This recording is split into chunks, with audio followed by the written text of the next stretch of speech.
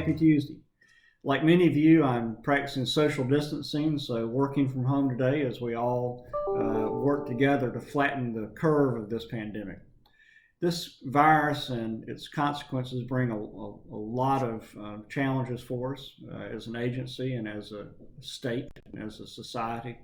And I'm concerned that among those challenges is that we may not be picking up on cases of child abuse and neglect during this period that we would ordinarily know about because of the good work of our mandated reporters, our educators, our school personnel, our daycare personnel, our after-school program volunteers, our coaches in sports leagues. These are the folks who, on a regular day, let us know what is going on with children in the neighborhood. They're the responsible adults who look for and note signs of child abuse and neglect, the folks in whom children confide when they are suffering. And they are the folks who normally are calling us and letting us know what's going on with children. In fact, nationwide, about 21% of all referrals to child abuse or child neglect hotlines come from from educators and daycare personnel.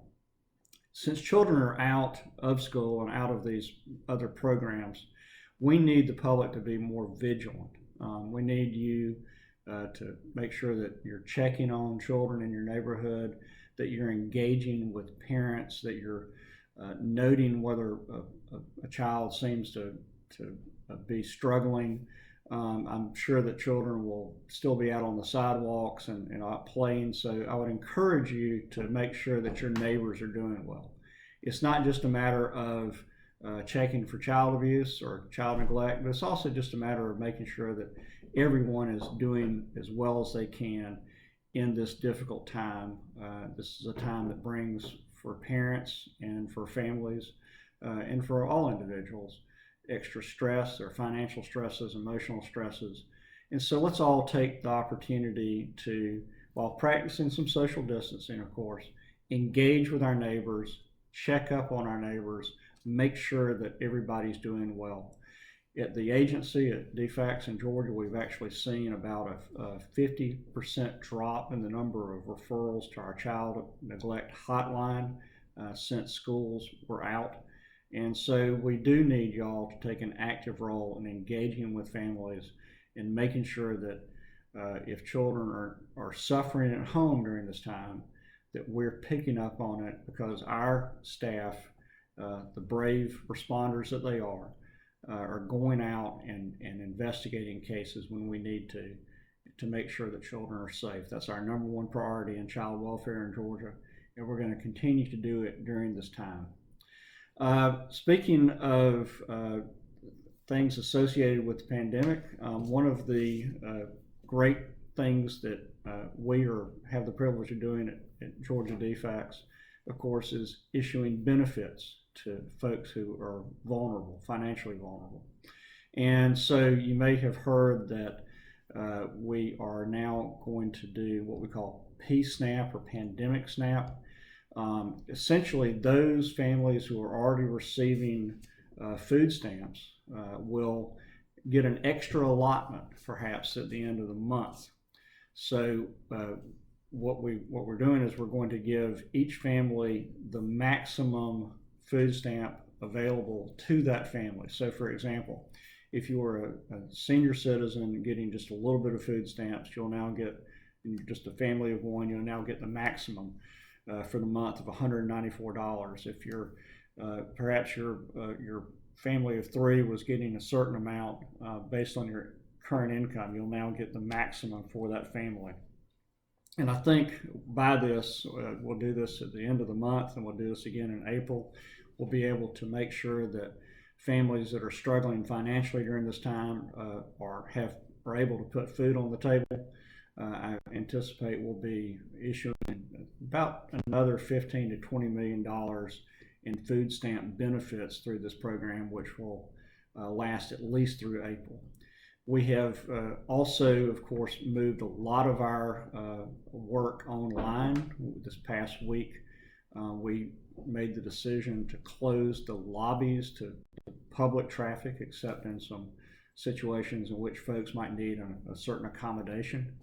And we have fortunately already moved our food stamp process online. Of course, we have Medicaid applications online, and we've seen a dramatic increase, of course, in the number of food stamp applications online. So I want to express my appreciation to all of our staff for really buckling down. We have managerial staff who normally don't process applications who are now helping to man the phones, man the telephonic call centers, and man the online applications, and make sure that the applications that are coming in are processed as soon as possible. We've also thankfully gotten clearance from the federal government to dispense with some of the administrative responsibilities we had, especially as regards able-bodied adults without dependents, and especially as it regards going ahead and getting advanced certification so that we don't have to continually renew food stamp applications. We got a little bit of a grace period where we can go ahead and continue to provide people food stamps without having to recertify those in such a quick time period. These sort of steps, as well as some of the other steps we're taking, will really cut down on our administrative burden and will allow us to process these applications a lot faster. Of course, there are good things going on during this time as well. And although it seems sometimes that I think I know it's hard being out of your office. Our routines are messed up. Our restaurants are takeout only. I know that people who work in the service industry are suffering financially. But there's some good things going on. I want to kind of share a couple of stories with you.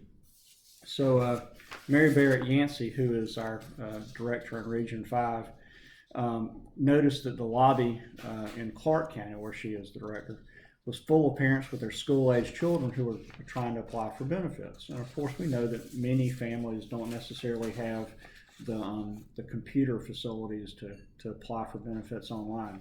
So she said, well, look, all these children out of school, they've been provided mostly with tablets or laptops to use for school. Can we use those to allow people to apply online for food stamps? And sure enough, she and Dahlia Bell Brown, who runs a lot of our outreach work, were able to work with the Department of Education to make sure that families know that they can use those school-supplied laptops to file applications online for food stamps.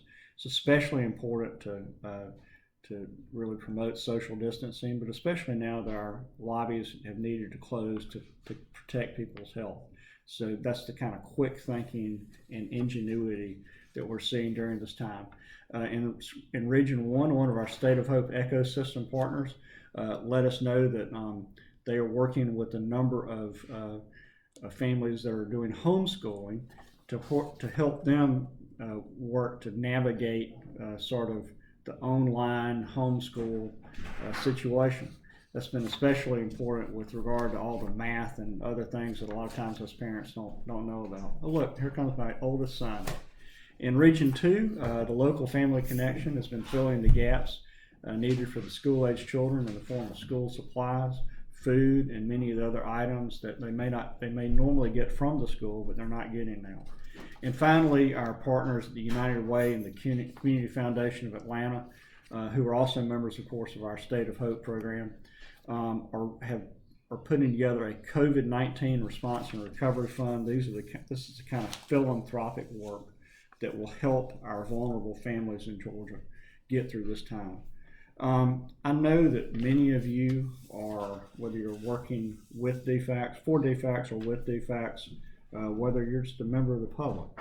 I know we all have concerns and fears at this time, but I just think that that the kind of spirit of collaboration, of giving, of generosity, of ingenuity that we're seeing during this time is, we're going to look back on this in years from now and say, that was a time when Georgians really came together to help each other out.